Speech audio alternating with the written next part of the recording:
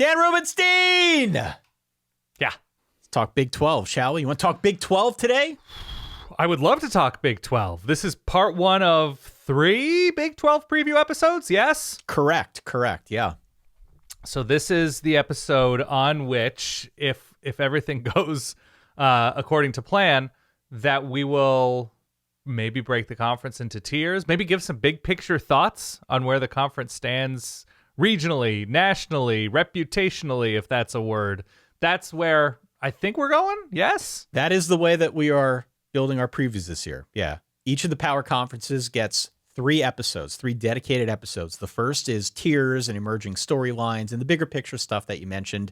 And then parts 2 and 3 are going to be individual team previews. You can go back and listen to the 3-part ACC preview that we did, or the 2-part Group of 5 preview that we did before that. Yes. 5 episodes, 5 preview episodes are out there for you now if you want to digest that content long in advance of the season. Some people are coming back now into the fold. We have a lot of folks who kind of take the summer off and then dive back into college football season as it gets a little bit closer. The time is now to start doing that, to get yourself prepped. After this, we're going to have the SEC. After that, we're going to have the Big Ten. After that, we're going to do Notre Dame and like UMass and Oregon State and Washington State, teams that we can't obviously group together as part of a conference stand. So a lot more to come here on the show. Hit follow, hit subscribe. If you're new here, we'd love to have you in our sprawling community, which we call the Verballerhood. Just hit follow, hit subscribe. You can rate, you can review if you haven't done so already. And if you're really interested in what we do here and want to further support Dan and I, you can go to verballers.com. That's our Patreon. You get ad-free episodes, bonus content, access to Discord, where we're setting up online dynasties and reveling in the fact that EA Sports made a college football video game. It's high times right now in the Verballerhood at verballers.com. I'm sitting on YouTube watching videos on how to play defense. That's what I do. As a washed father of 2, I'm like, wait a minute. Okay. So this is how you roll down. Okay. All right. Okay. I'm like taking notes on with a quill on like parchment. Yeah, that's who I am now. I've really enjoyed this preview season thus far. We are looking through the lens of danger, right? Correct. And, when we look at those teams on parts 2 and 3 individually, it's who are they a danger to? What is dangerous on their own roster? Where might the danger come from elsewhere in the conference? There's just too much content. We're like the Dead Reckoning, the Mission Impossible. Also danger, right? Where they're like, there's just too much good stuff. We got to do parts 1 and 2. And I feel great about that, Ty. And I have a lot of thoughts about the Big 12, as I'm sure you do as well. Well, it's interesting that you bring up Mission Impossible, because we do have a Tom Cruise themed stab here to intro into the Big 12. I don't like you because you're dangerous. That's right. I am dangerous. The Big 12. Ooh. So it's Mission Impossible Brett Reckoning instead of Dead Reckoning. I'm terrible. Okay. So let's just talk Big 12. Right? You lose 2 huge teams and you add 4 new teams. This is where we are as a college football community. Is that where you want to start? Where do you want to start? I don't want to step on any toes here. No, I think that's where we have to start, right? Okay. So the big story is Texas and Oklahoma leaving, going into the SEC. And as you said, 4 new teams coming in from the Pac-12, the former Pac-12, in form of Arizona State, Colorado, and Utah. The interesting dynamic here that I think we need to start with is kind of a power vacuum. Yeah. In the conference now. You lose Texas, you lose Oklahoma. They were the 2 biggest brands in the Big 12 for an eternity. The 2 biggest brands, I say, not always the favorites, but more often than not the favorites to win in any given year. The attention in the conference ran through those 2 schools. Absolutely. So as a result now, it is, as our friend Bill Connolly at ESPN has described, quote, magnificently messy. Yeah. And I couldn't agree more. I think you're of similar mind. Like, we've been talking this change in the Big 12 for 2 years now. And it was interesting last year because of the new teams that came in then, but it's the most fascinating conference in the country now because those teams are leaving, because we've got more teams coming in that I think stand to reason could have an immediate impact in a really significant way on who is getting into the playoff, who is playing for a conference championship. It just feels to me like the present state of the Big 12 is one that does not have a clear-cut grouping of favorites. And because of that, that's why I'm very much looking to talking through the tiers with you, because we haven't compared notes here. I'm curious to see how you grade these teams out, but just the fact that we have so much similarity, so many teams at the top that feel like they could have a puncher's chance to win this thing, it's going to be damn interesting to pay attention to the Big 12 this year, whether or not you care about the teams or not. Is that a good thing for the Big 12? Like, do you think that the conference, like, when I look at the teams in this conference and I see a lot of quality, I think that is a good thing. I'm not going to know who is going to win any of these games, which makes it no different than any other season, really. But there is something to looking at an Oklahoma State, Kansas State game. I have no idea if any of these teams are playing each other off the top of my head. Or Arizona, Kansas, or any of those where you're just like, I could see both of these teams winning. And there is something very nice about that idea of parity. But I think big picture on the national stage, if you were to give Brett Yormark some truth serum or whatever, like losing the tentpole type programs that Texas and Oklahoma are, even with adding big name programs like the Arizona schools and the best of Colorado, Utah has been quite successful. It's hard to sort out, right? That like went on a walk and Spotify served me Sublime. And Sublime forever, right? And this is what happens, Ty. When you're from Southern California, you get indoctrinated. K-Rock plays nothing but Sublime. But like after Bradley Newell died, they kept touring and they had a new singer. It was Sublime with Rome, I want to say. And now like Bradley Newell's son is the singer. We're going to go down a Sublime path. Just give me a second. I'm going to bring it full circle, Ty. But there is something about seeing a band without, seeing Queen with Adam Lambert. You're like, yeah, I mean, they are playing We Will Rock You, but there's a different feel to it. And I love these songs. There's a different feel. And I just have the sense that like national fans, which we know a lot at this point, like you would watch Big 12 games when you would find out if Texas might be upset by Kansas or Oklahoma might be upset maybe also by Kansas, right? That there was that like, I want to tune in to see this familiar helmet lose or play in a big game. And that was the draw, fair or not, because there's been a lot of very good Big 12 teams over the years. Most recently, TCU is the only current Big 12 team to go to the playoff from a power conference. So there is quality there, and there's a history non-Texas and Oklahoma. And Texas, right? And Texas last year. No. Well, Texas isn't in the conference. Not anymore, right. Yeah. So my point is more, how will we view this conference from afar? Because if we're up close, there's a lot to love about it, right? Like there's interesting quarterbacks, interesting coaching personalities, a lot of quality on both sides of the ball.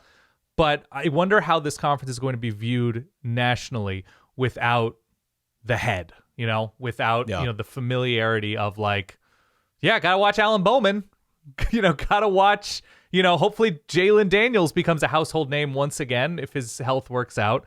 And that to me is one of the bigger questions is like, where does this conference fit in to like the tapestry of the sport? By the way, full circle, Sublime's self-titled album recorded in Austin, Texas. There you go. Beautiful. The state nice. With the most pot dispensaries per capita is state of Oklahoma. Tied it all together with Sublime. Anyway, that's what I wonder about. That is this Sublime? Is this Sublime with Rome? Well, the curious thing to me is, I think the bigger landscape of college football right now, and so much talk has been about the SEC and the Big Ten kind of flexing their muscles, and even in the ACC preview that we did before this one, it's a lot of teams at the top that we know and are familiar with, and we expect to be good. The Florida States, the Clemsons, even Miami. Miami hasn't been great as of late, but they're still a huge name, right? And there's interest at the top. We're familiar with those teams. But what I think is really cool about the Big 12 and why I do think people will gravitate towards it in a way that maybe they haven't before, there's a real underdog quality here, right? If you again look at the bigger landscape of college football, it's those power conferences that are dictating the conversation. The Big 12 has been bolted together by Brett Yormark and Bob Bowlesby before him to some extent among these cast-offs that either were in the group of five and wanted to try and aspire for more, or now more recently were in the Pac-12 and were looking for a better home that could pay them more. Brett Yormark, we could talk about some of his wild ideas as we go through this conversation, but I think because there isn't that big time Texas or Oklahoma brand that is the standard bearer for the conference, it feels like it is a collection of misfit toys. And I mean that not in a derogatory way, but in a way that I think college football fans can relate to. College football is all about David versus Goliath. Sure. And there are a lot of Davids in this Big 12 conference that are looking to stay relevant, that are looking to be part of this national conversation, that will be part of the playoff, whether it's 1 or 2 or 3 teams. I just think there are a lot of cool storylines that are easier to latch onto with the Big 12, even if you don't root for one of those teams. Losing those top 2 brands has created an underdog scenario for this whole conference, and that's pretty cool. But I hope people can find it, right? Well, I hope because of the way the sport is organized that there is, and look, the Big Ten and the SEC, and to a lesser extent the ACC, are going to monopolize attention. There are only so many eyeballs to go around. And so if you're saying, no, actually this like Texas Tech TCU game is super interesting because of A, B, and C, but it's up against Ohio State, Oregon, you're just like, if you're trying to get somebody from South Carolina or from Maine or, you know, wherever that's sort of just vaguely interested in the sport because they're seeing what's on, like, it's just a tougher sell. It's just a tougher sell because the familiarity of some of those huge teams in other conferences. A team from the Big 12, at a minimum, one team, whoever wins the conference, is going to get in and going to get a first round bye. That team needs to perform well, right? Ultimately, winning cures everything. And if there is like trepidation about jumping in and following this conference, the new version of it, and taking it seriously as one that can contend on the national stage, they got to perform when push comes to shove, when the playoff actually hits. And I think that's when, as I like to say, the rubber's going to meet the road, and we can determine where the Big 12 is in this pecking order, this new world order of college football. My hunch is, with Brett Yormark being as aggressive and open-minded as he seems to be, the conference will change like 6 more times over the next 10 years. Who knows where things will go before then? But at present, I just think it's really cool. I think it's a really interesting conference. We have the new teams coming in. We have some new coaches coming in as well, which I think is like the new way to approach this conversation. It's not just the structure of the conference and which teams are in it, but really contrasting styles that we're going to see within, especially now as some new coaches have joined. So Brent Brennan is the new guy in charge of Arizona as Jed Fish goes off to Washington. He brings with him Dino Babers as his offensive coordinator, as well as Dwayne Aquina, sort of old like Desert Swarm mentality on the defensive side of the ball, I believe. I live my life with a Desert Swarm mentality. Continue. A quarter mile at a time and Desert Swarm mentality. Willie Fritz is now in charge of Houston. He takes over for Dana Holgerson. We also have a new situation on defense for TCU with Andy Avalos, a former head coach who is taking over. We have a new offensive coordinator at Kansas, Jeff Grimes, who was formerly at Baylor. Made a change. Baylor has a new offensive coordinator and Jake Spavital. And a new analyst in the form of Gary Patterson. Oh, nice. That's right. He's now, quote, an advisor to Dave Aranda. Okay. See how that goes on. Marcus Arroyo, another name people may or may not be familiar with. He's the new offensive coordinator at Arizona State, taking over for Bo Baldwin. What else do we got here? I think it's Connor Riley and Matt Wells that are going to be filling the void left by Colin Klein. As he Dion goes hired off. 2 new coordinators. Dion is now officially sticking with Pat Shurmur, who, we know a little bit from last year, but Robert Livingston is the new defensive coordinator. We have seen this across the board, that there have been coaching changes both at the top level as well as the secondary level with coordinators. I do feel obligated to mention that Ted Roof is now the defensive coordinator at UCF. That is, maybe a co-coordinator, but yes, that's where he landed after his time in Norman. Cool, guys. Cool. That's the coaching situation. As with all of these conferences, there have also been some pretty big name transfers. I pulled out the 4 that jumped out to me. All 4 of these guys are on offense. The big one for my money is KJ Jefferson at UCF. Sure. You see a guy the size of KJ Jefferson with the skill set of KJ Jefferson playing in a Gus Malzahn system, first guy you think of is Cam Newton. I'm not comparing the two. Okay, I don't think KJ is the same as Cam Newton, but I understand why you might think that. It was the first place that my mind went. Dylan Edwards leaves Colorado, goes back home to Kansas to play for Kansas State. He'll be in an interesting backfield at K-State. Dorian Singer didn't amount to much in his time at USC last year. Yeah. But now is going to Utah, which I think gives them an interesting weapon. Always needs pop at receiver. Absolutely. Yeah. Dallin Hayden, another name from Ohio State, who, once was highly regarded, is now going to be playing for Colorado. We'll see what he can do in that backfield as well. I don't know if there are other names that you'd like to throw out here. We don't want to list guys. We will talk more about them as we get into even just like team position groupings, right? Like TCU and what they've done on this defense, bringing in the number of guys. Look, across the conference, just thematically, I think this was the conference that had, I have this written down, but I think they had the most teams, both in terms of last year's and this year's, that were in like sub 100 in points per drive defense. Like there are a lot of catastrophic defenses. Baylor, TCU, Kansas was very bad last year at times. They're in like the 90s. But that made a lot of changes in the portal, and like Dave Aranda's even taking over the Baylor defense, kind of like he's the de facto new defensive coordinator. I think the defensive linemen at Colorado are super interesting from Pitt and ASU. I think it's BJ Green and Dayan Hayes. Is that his name? Yep. Yep. I think that's super interesting. You didn't mention, I think Iowa State promoted from within. Nathan Shieldhouse, I think, went to the NFL, right? Offensive coordinator.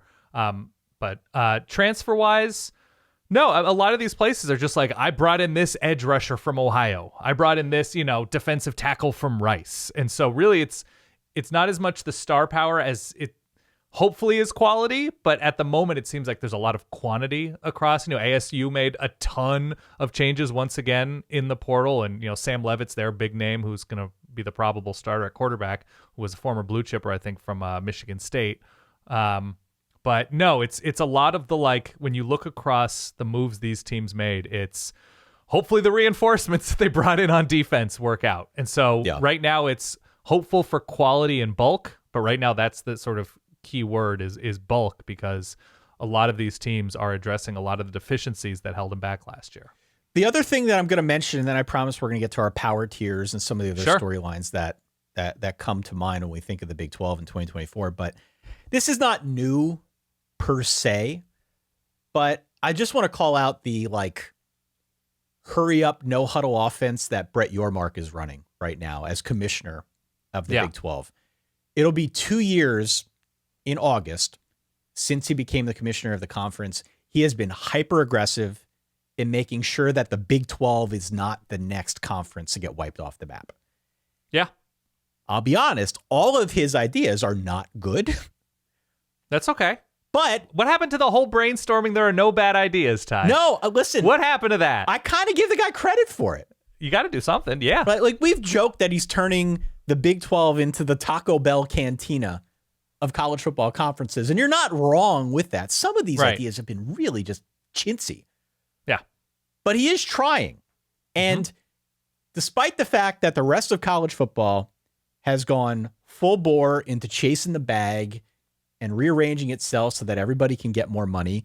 That's not to say the Big 12 isn't doing it. They're kind of doing their own thing. But I think Brett Yormark's naked pursuit of more opportunities for the members of the Big 12 may be one of the only authentic things we have left in this college football world, right? True. He is the guy who will steal your lunch and won't feel bad about it at all. He is just hyper aggressive.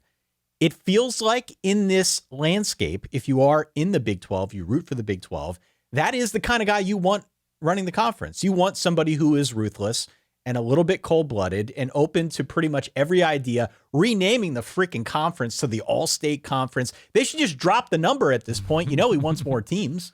Right. I want that guy, the cold-blooded killer, running my conference, especially if we are outside of the two quote-unquote power conferences of the Big Ten and the SEC. So for as much of the weird stuff that he has thrown against the wall, I just think it warrants mentioning that I think, by and large, he's done a pretty good job making the Big 12 relevant, keeping it relevant.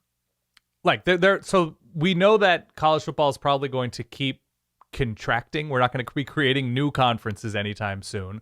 And so right now, Brett Yormark and the Big 12 are trying to best position themselves for whatever that next round of realignment or Super League creation is. Yeah. So if it's Florida State and Clemson that become available through however legal means, that the Big 12 is going to do everything that it can to make themselves appear to be a soft landing spot if the Big 10 and SEC decide that they're good. And Greg Sankey said, we have this delicious pie. Why are we going to split it into more pieces?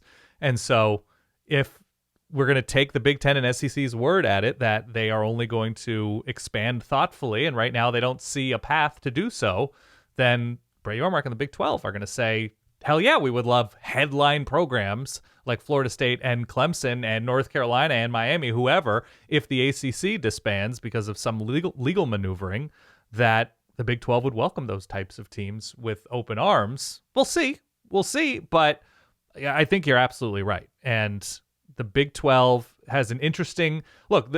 It's a money thing, right? Which is why we're having the conversations about private equity and outside investment, because we can't have Kansas growing into something interesting and then losing Lance Leipold to Washington or Michigan or something like that. Like, each one of these schools needs to be able to do everything it can from a cultural standpoint and from a financial standpoint to grow and keep the people there who are helping that program grow happy, right? That Kansas State needs to do everything. And, Chris Klieman's, boss in his AD, it's somebody he's very familiar with and is friends with, but like, it doesn't last forever, right? You can only win so much at a place the size of some of these programs before money talks elsewhere. And, the fear is what happened with Washington and Kalen DeBoer, that you win big and 4 days later, he's gone out the door to LSU, to Ohio State, to one of those types of programs. And so the Big 12 knows its reality. Brett Yormark knows its reality, but they're doing everything it can to dot all the I's and cross all the T's and everything like that. And,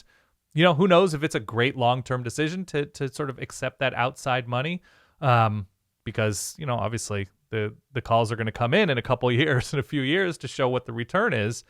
But I think they're being extremely proactive. What the Big 12 needs is big coaching personalities, big money behind the scenes, teams winning on a big level, beating huge programs elsewhere, and hopefully a conference deep in recognizable quarterback excellence. That always goes a long way. I don't think they're there right now on any of the fronts besides having Mike Gundy and Deion Sanders, but I'm willing to be open to the fact that this is a conference that can grow into something that it's not currently.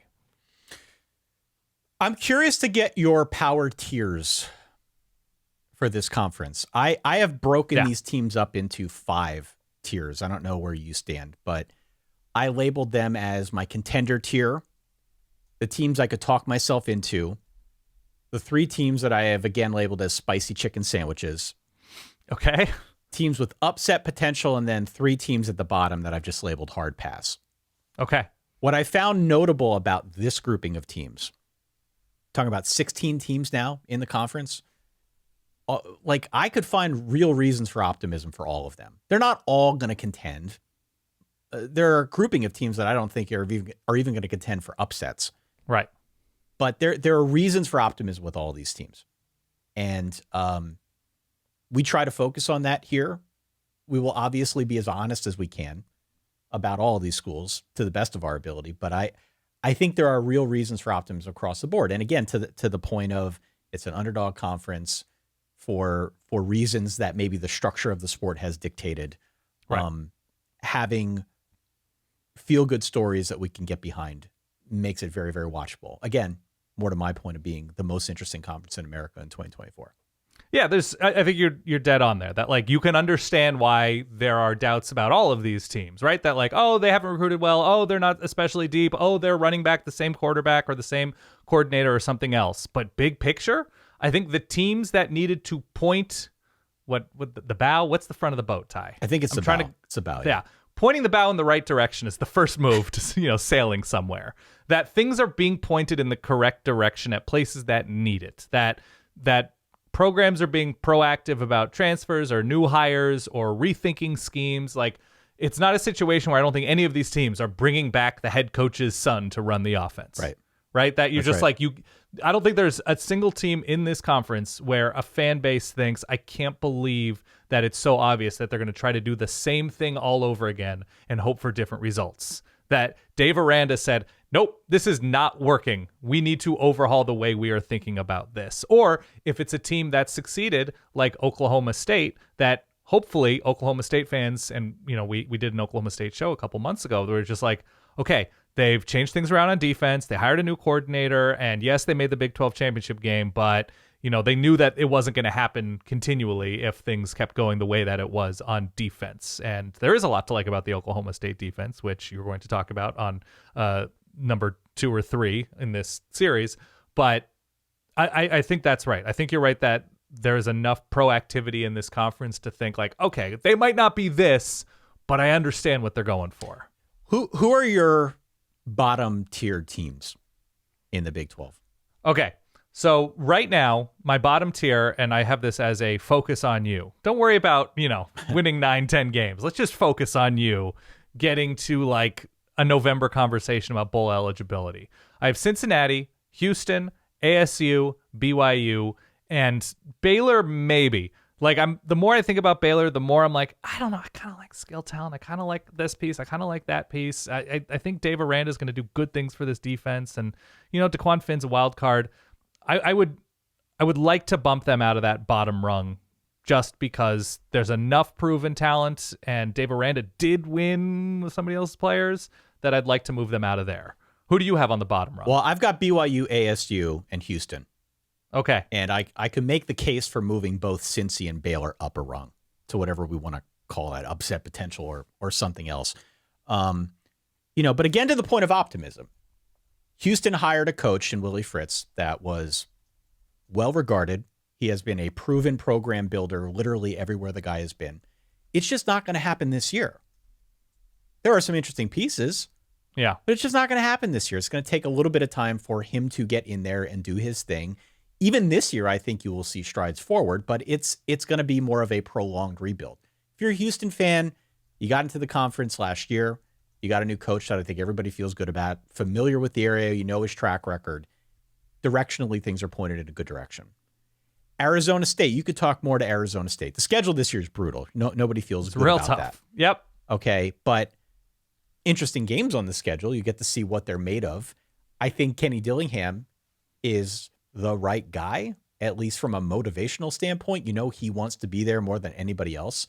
And even so, with all of their deficiencies a year ago when they were playing whoever could at quarterback, they still played hard for the guy, which I tend to think is a really important indicator. But they're still in the bottom. They're still in the bottom. Okay, 3-9 last year. They might not be a whole lot better this year. And BYU, I will talk more about BYU on maybe part 2 or 3.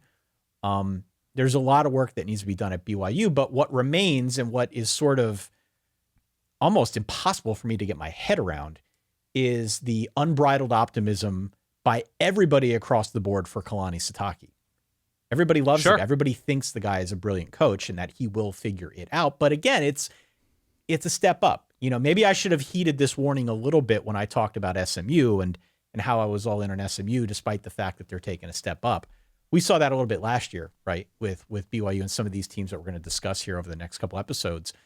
Sometimes there is a speed bump. I think BYU saw it last year. They need to get better with talent acquisition, but I think they know that too. I don't think it's like blindsiding anybody on that coaching staff. So focus on you, as you said. Mm-hmm. I think those are my 3 in the bottom. What do we want to call the next rung up?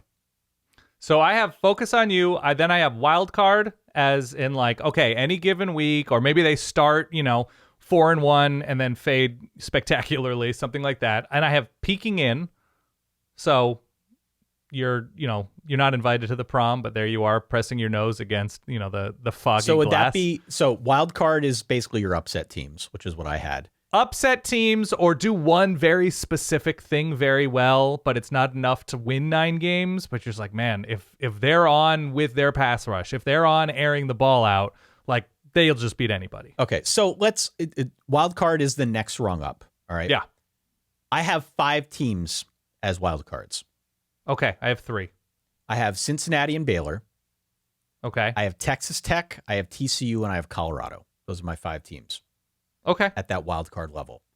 My next one up, bear in mind, is what I'm calling spicy chicken sandwiches, which I would advise you do as well. I think we should adopt that name because we both like the chicken sandwich. Yeah.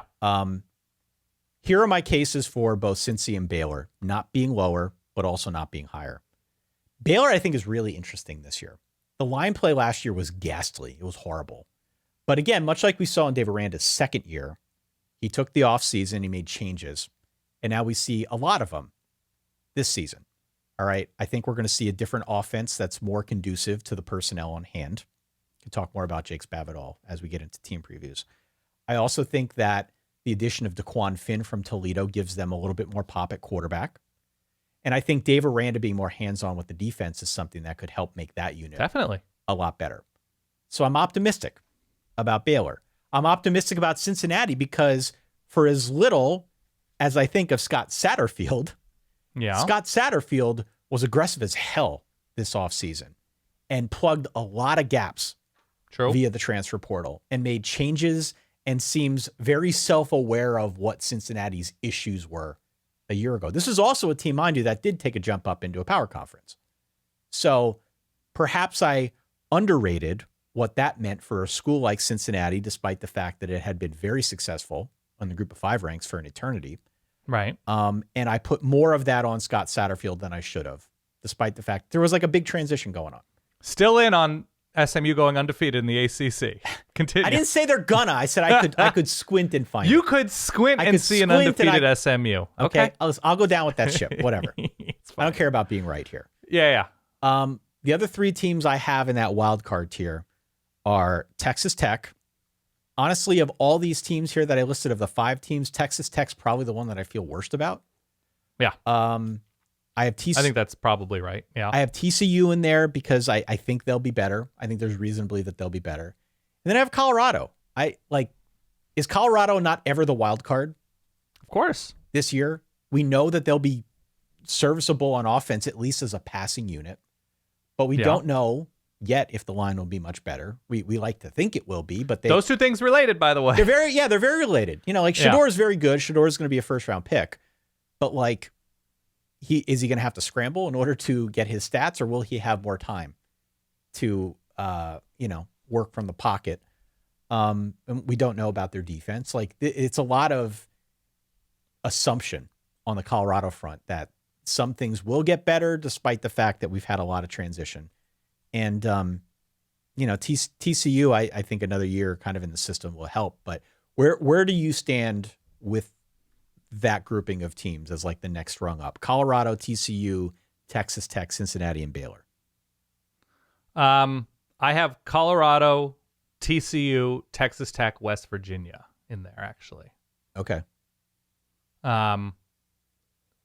So Baylor I would put in there as well, right? I said Baylor was in between my final rung and this rung just because I don't know. Everybody is going to have a super embarrassing year at some point in time.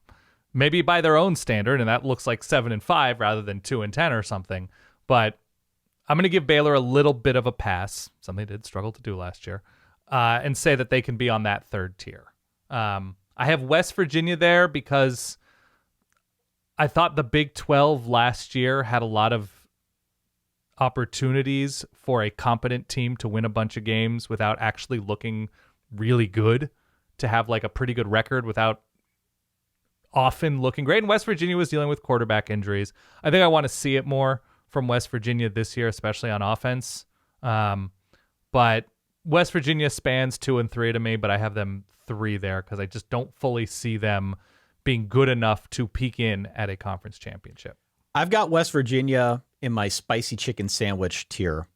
Okay. Along with UCF and Kansas. West Virginia, and I talked about this a little bit on one of the episodes that we did. I don't know. I forget what it was exactly, but should be able to run the ball. Yeah. Well, I've talked a lot about Utah joining this conference as stylistically being very different from many of the other teams, and how I thought some of the defenses and the game planning might have a problem with that, with the way that other schools, other programs in the Big 12 are constructed. Yeah.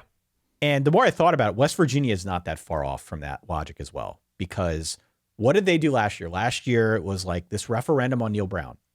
And in effect, he doubled down on the strength of his roster, which was running the football and just playing smash mouth football. They found a really good quarterback in Garrett Green, who was damn effective. And they just built the whole plan out of trying to beat your brains in, and it worked. They won 9 games. And so I think, again, with another year kind of under their belt, with him getting the contract extension, and with them realizing that that plan can work, they're going to do more of that. And I don't see a whole lot of defenses around this conference, again, that are really built to handle that style of offense. You know, like maybe Penn State in week 1 with their defense can handle it, and it's not as big a concern. But I look around this, like certainly UCF can't deal with that. I'm not sure. I'm not sure Kansas. I'm not sure Colorado or TCU or any of those teams in any of the rungs we discussed prior. I don't think any of them can deal with that style of a rushing attack. So that's all fair. Yeah. You know, you catch West Virginia at the wrong time in your schedule, I could see them pulling an upset just because of their style of play. That's why I have them as the, you know, aforementioned spicy chicken sandwich. Sure.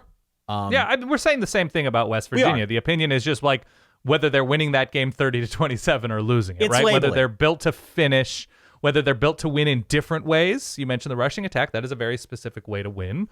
But and Garrett Green did near the end of the year, like he had good games throwing downfield, or at least helping to generate big plays. But also you look at their schedule last year and just like, you lose to Oklahoma by 40. Like, how much do I want to believe in you? You lose to Houston on the Hail Mary. Right. Like, you barely beat Baylor. Like, it's just, there is something about West Virginia's year. Winning is always better than losing. Win your clunkers, et cetera, et cetera. Win is a win. But, like, it didn't turn me into an enthusiastic believer, at least not yet. I have UCF and Kansas in this tier as well. Okay. UCF is the ultimate dilemma for me because of the Ted Roof thing. It is. You're not wrong. You know, this isn't a UCF preview now. We'll save that for part 2. But the dilemma for me with UCF is I think the offense is freaking loaded. Yeah. I think they got a really good offense. I know they've got a good offensive coach in Gus Malzahn. I think we've come to expect a standard now from a Malzahn system after he gets in and gets comfortable. And maybe it took a little bit, but they were pretty good a year ago. They're going to be even better now. Yeah. Contrast that with the defense, which I think has a lot of talent and a lot of potential, but I have no faith in the guy running it. That's my dilemma there.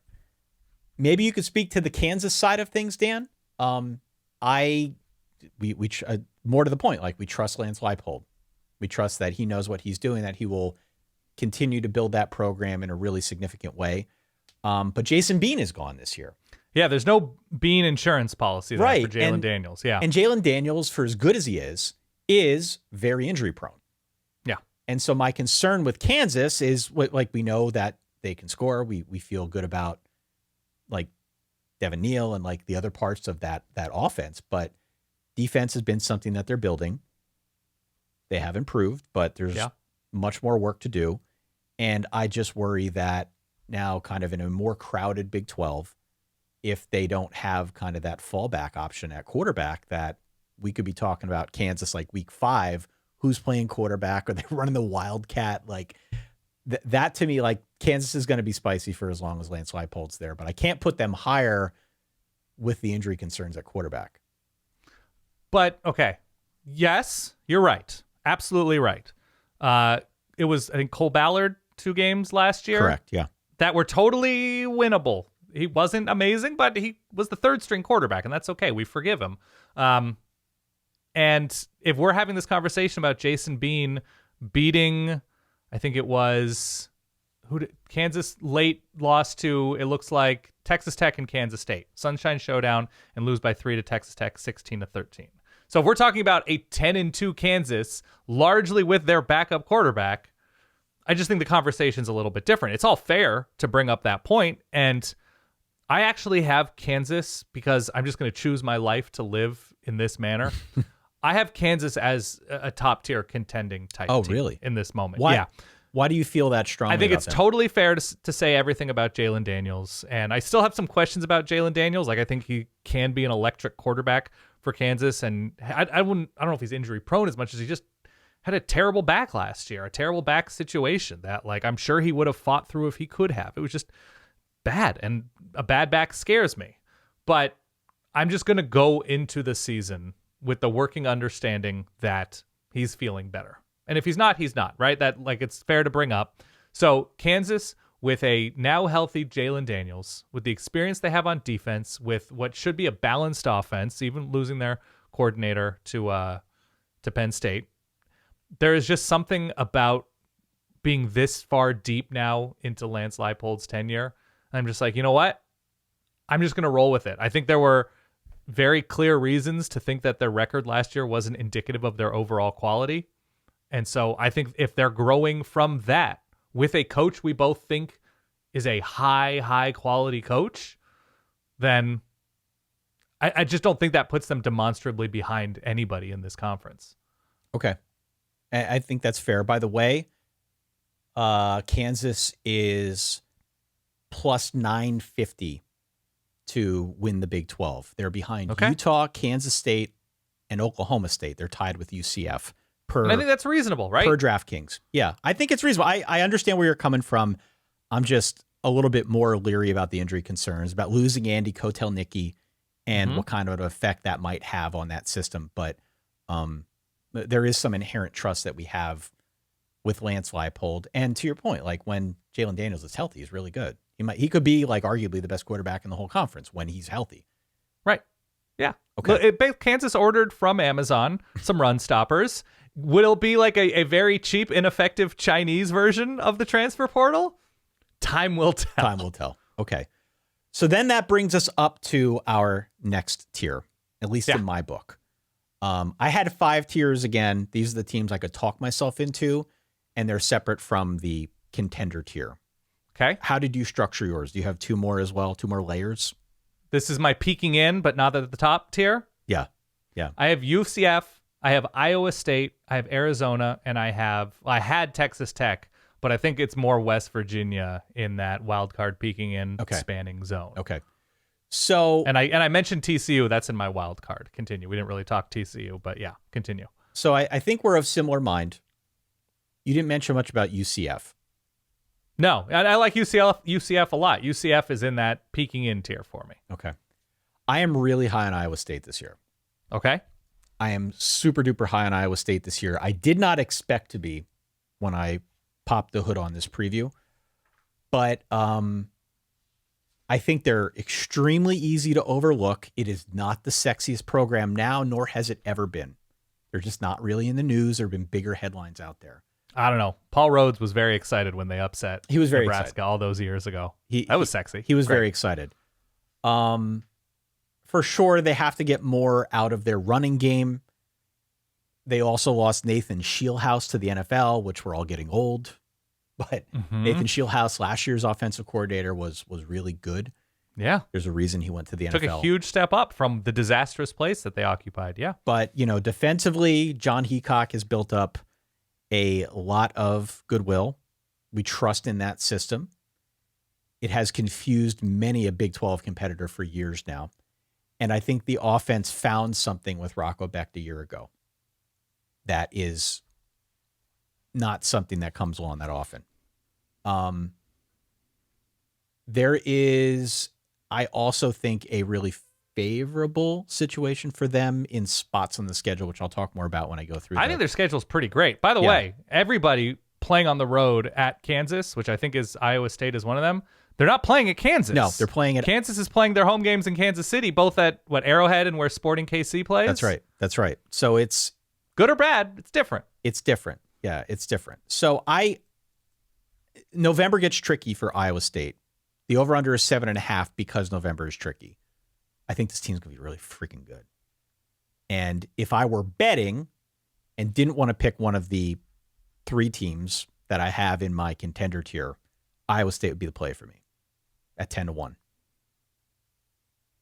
Interesting. Why is that?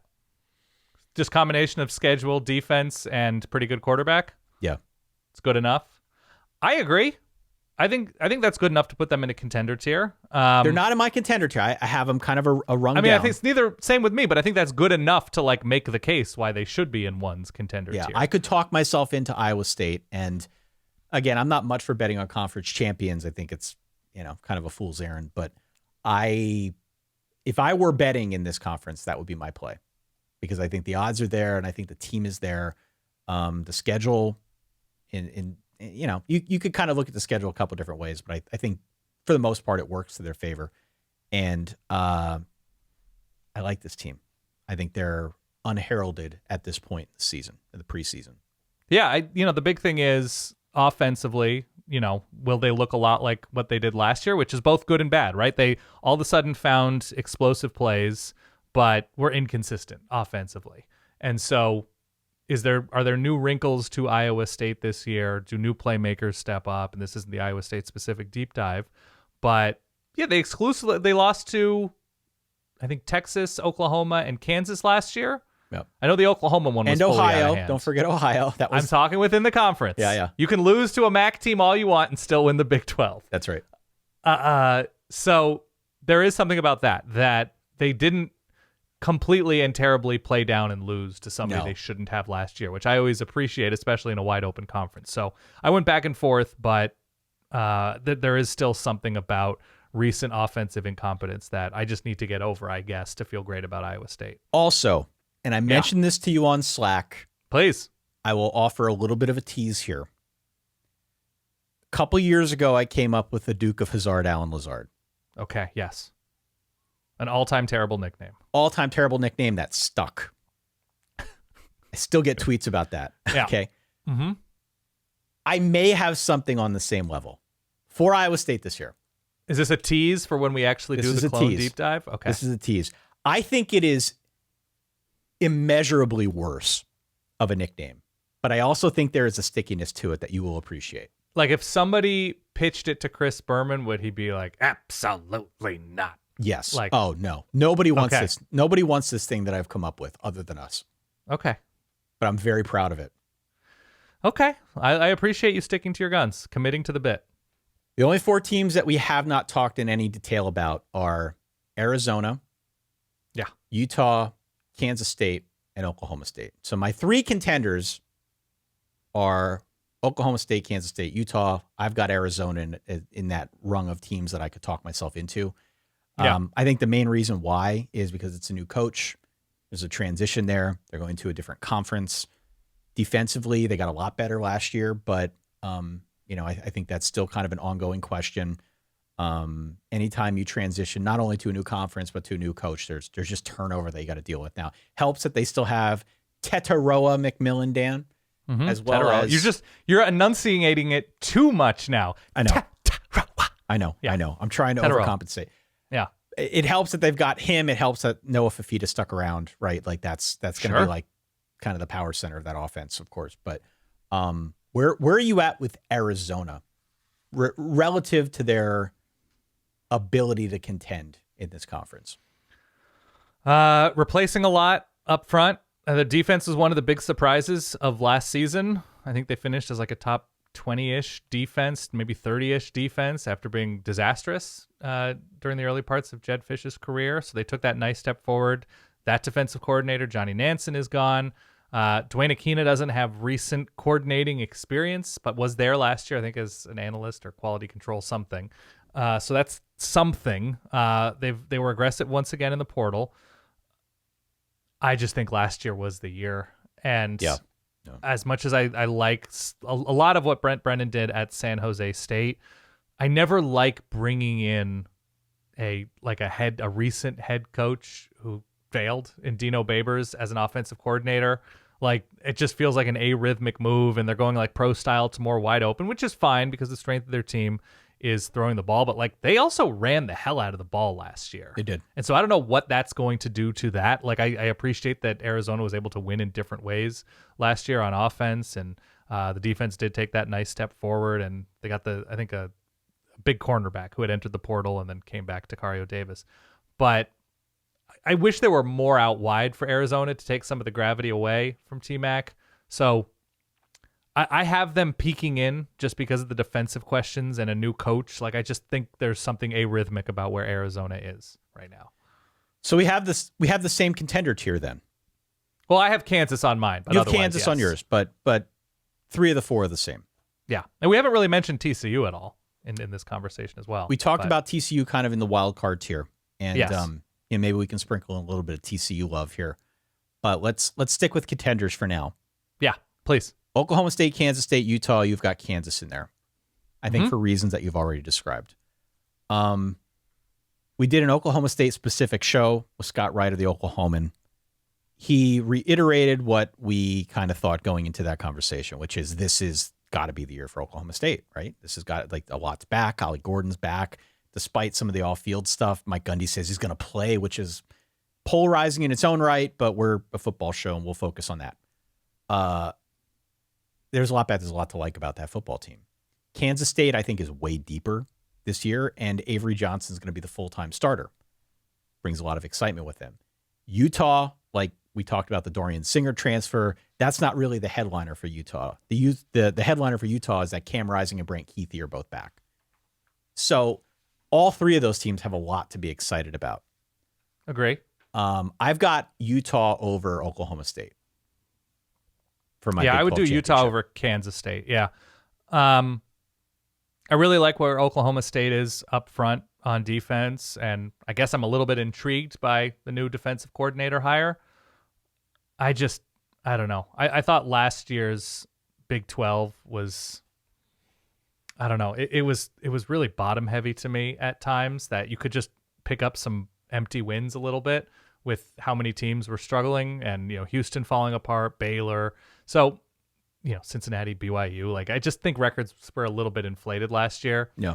I like Kansas State a little bit more because basically it's quarterback and defense for me. And I think K-State fans were quick to point out that Will Howard took a step back, not because he was clearly worse, but because his weapons were worse, right? You don't have the attention on Deuce Vaughn. Even though the offensive output was still good, that the receiving options didn't necessarily do Will Howard consistent favors. And I don't know if I see how they're going to be clearly better at receiver this year, K-State. Right. And so what you're talking about right now is a number of quality coaches at the top, the best coaches in the conference, because I have Lance Leipold on this tier. You're talking about Kyle Whittingham, Mike Gundy, Chris Klieman, and to me, Lance Leipold, which to me are the clear best coaches in the conference. And as much as I still have questions about like Oklahoma State passing the ball, I like Brennan Presley a whole bunch. Alan Bowman just doesn't strike me as a championship quarterback. And that worries me about Oklahoma State. But then if you're like, what is the soft landing for Oklahoma State? Like, well, they have a coach who just shouldn't say consistently, over the course of time has won a ton of games that perhaps Oklahoma State shouldn't have, because he has that seasoning, has that experience. Same with Kyle Whittingham in Utah. Like, if I'm going to tell you Utah plays in a game where the final score is 17-13, you're just going to assume Utah figured out a way. And that to me is the difference. So I have Utah over K-State. And like part of me was toying with the idea of pitching our tiers with like, let's just not have a contender tier, because nobody is so obviously above and beyond anybody else. No, it's true. There's no clear-cut favorite this year. Whereas like you look at the SEC, you look at the Big Ten, you look at the ACC to a certain extent, where you're just like, I don't know what Cam Rising's knee is going to look like. Yeah. Like, he's back. I know he's back, but like, is he going to look anything like what he looked like before?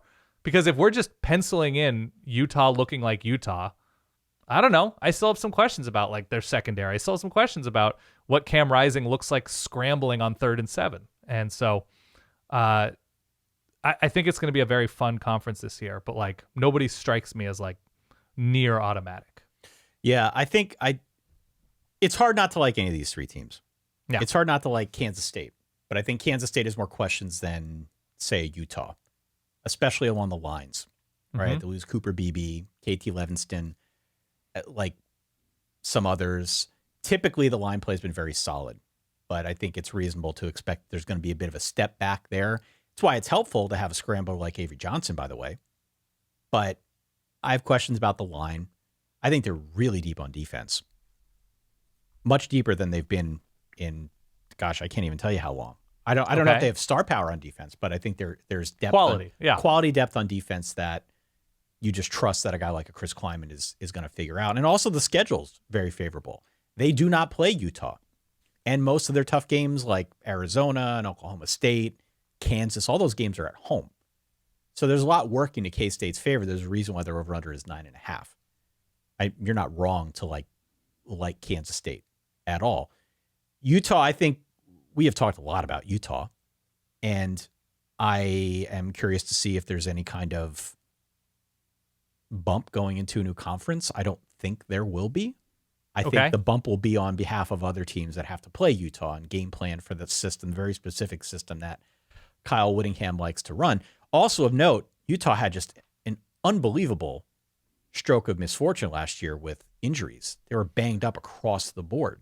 Yep. So now getting a lot of those guys back because they had to play younger guys on defense, I think all of that stuff tends to pay dividends this year. And the schedule, again, on the Utah front is extremely workable. I think my rationale for going Oklahoma State over K-State in that Big 12 title game is just so many of the conversations we've had where everyone's like, yeah, it's got to be the year this year. This has got to be the year. And frankly, I'm just on a personal level a little tired of being the Oklahoma State naysayer. It feels like every time I say that you're going the other way. Yeah, every time I say they can't, they do. And then when I flip the script, then it goes the other way. Like I've never really been able to pin down this team. And far be it from me to kind of I think that makes you Texas. It does make me Texas. I don't want to be the naysayer on the Oklahoma State side of things. It feels like if ever there were a year, especially now with their primary rival, these two schools that have stood in their way for an eternity, with them gone and out of the equation, if ever there were a year for Mike Gundy to win the damn conference again, for like the second time in 20 years or whatever it's going to be, this would be the year for them to actually make a run at this thing with all they've got coming back. So I'm a little bit concerned that they're one-dimensional. I'm a little bit concerned for the reasons you described about Alan Bowman. It's not just that he may not be a championship caliber quarterback. He's also very injury prone. Again, you only get to play 7 years if you're injury prone. But I'm going to put my chips in that basket, or eggs in that basket. So. Oh, I don't hate it. I don't hate it because, I mean, if he were 24 in a sea of 20-year-olds, that's a nice little advantage. Sure. Cam Rising is also that age. So Cam Rising could rent a car. Yeah. Cam Rising can rent a car without paying the fee for being under 25. I like all these guys. I think they're all quality. I think there's extremely defensible reasons to say why they can win this conference. But yeah, I don't think any of these teams are infallible. And so I'm curious to see, like, okay, what I'm curious right now is, like, we generally agreed on this contender tier, but if you had to wager 1,000 American dollars on a team not in your contender tier, my pick is still it's UCF. $1,000? Wouldn't yes. you? Okay, so Kansas is in your tier. So you wouldn't. Kansas is in my tier. Yeah. So outside of those four teams, the Kansas schools. Dude, you could put your $1,000 on Ted Roof if you want to. I'm not going there. No, I know. I hear you. I don't know what odds UCF is getting. The odds are plus 950. So they are, I think, on the same level as Kansas. UCF might be able to score 38 points a game. And maybe they give up 41. But with what the backfield looks like, depth at running back, with maybe having the best receiver in the conference and Kobe Hudson, right? I don't know. Like, I don't hate Gus it. is a good coach. I don't hate it. This deep into his tenure, with how they've recruited, with how they've portaled, like, it's a tough place to win. Their schedule's not great. I only looked at it for a second, but their schedule's tricky. Both, I think they have Florida at just like a weird point in the middle of the year. That would be my wild card. If we're getting KJ Jefferson from, vintage era, yeah, right, and we're getting Gus, and we're getting an offensive line that's hopefully good, who they ran the hell out of the ball last year. Like, I don't know. I think their star power on offense might be unmatched in some ways. Mine would be Iowa State. Okay. I said it earlier. They're not my contender tier, but I'm really high on Iowa State. I did not expect to be. I expected to be higher on UCF, but then I got reading on the Ted Roof thing, and that kind of took me down a dark path. Maybe he's just catering. I don't know. Maybe he's just a vibes guy. He's got a fashionable set of glasses always. Great. Okay. That counts. He's a man who appreciates style. I can appreciate that. Otherwise, though, no. I can't get myself behind. I think UCF would be a great TV show. Yeah. If any of these schools are a fun TV show, UCF is in that conversation. Mm-hmm. But I would put my money on Iowa State. By the way, the new, like, quote-unquote rivalry games, right? It's Utah, UCF at the end of the year. Yep.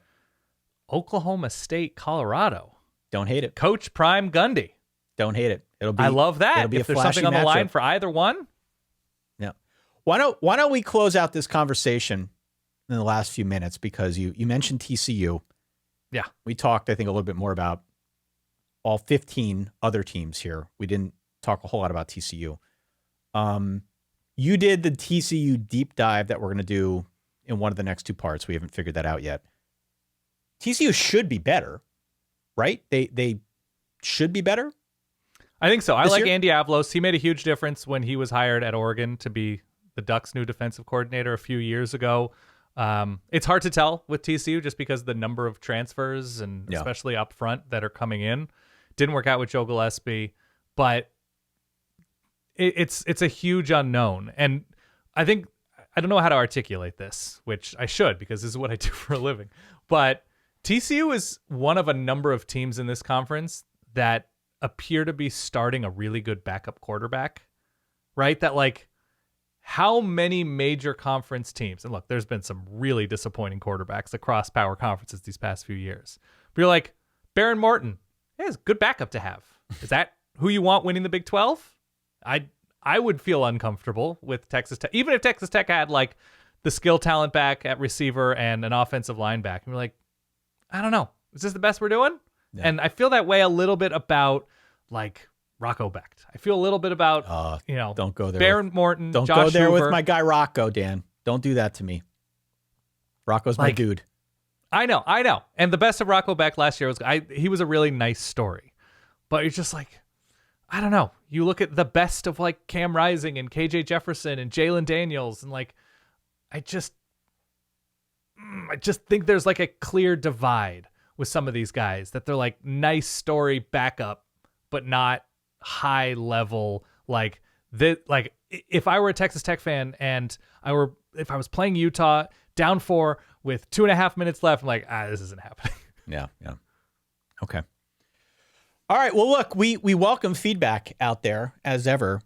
Hit us up, solidverbal@gmail.com. That's the email. If you've got longer thoughts that you want to share with us, tell us why we're right, why we're wrong. Excuse me. I've been talking for an hour here. It happens. I get mush mouth. Let us know your power tiers. Please follow us on social media. And if you've made it this far, we would be honored if you would hit follow or subscribe. We'd love to have you in our Verballerhood. As I said at the top, you can get these episodes a little bit early and without the ads if you go to verballers.com. We also have, as I said earlier, a teaming community of Verballers who are very excited about this college football video game. And we've got dynasties that are forming. We're working up all sorts of ways to tap into this excitement. If nothing more, you can join up at verballers.com. You can hop into our Discord and you could find other people to play with. So totally separate from any cool stuff that we might try to organize on our own, which there will be things. But if you're into the game, if you're like Dan and I and you're old and washed, but you want to play with people online and maybe don't have anybody in your immediate friend circle that's willing to play against you, you're always welcome to hop on over into our Discord and find others who are like-minded and as excited about the game as we are. Agree. So we'll leave it at that. I thought this was a good conversation. I enjoyed working this through. Like, I'm genuinely, and I'm not just saying it for effect here, genuinely very excited about the Big 12 this year. I have no idea which direction it's going to go. Yeah. I just hope you don't like pop open the fridge and catch a whiff of like that carton of Ted Roof. Oh, no. And like, well, I can never have cereal again. No, I've already caught that whiff. That's why I'm out on UCF. I know. Okay. No, it's going to be a very fun conference to watch. It should be a very good TV show. I just, from afar, I'm like, how am I going to make time in my life for a couple of these matchups where I'm like, this is really cool football that I really want to watch. And you're just like, but it's Michigan, Wisconsin, but it's Michigan, USC. Like, it's just, the push-pull there. I just think more often than not, the Big 12 is going to be watch it after the fact before the preview show with limited must-see TV. I hope I'm wrong. All right, Dan. Well, that does it for part 1. Part 2 and 3 are forthcoming. We will dive more into the specifics of all of these teams that we talked about here today. One more time, hit follow, hit subscribe. You've got Utah over K-State. I've got Utah over Oklahoma State. Next 2 episodes will explain exactly why. For that guy over there, my good friend Dan Rubenstein, for myself, Ty Hildebrand, thanks for bearing with us here. Thanks for your support, for downloading, for playing along with us at home. We will talk to y'all soon. Stay solid. Peace.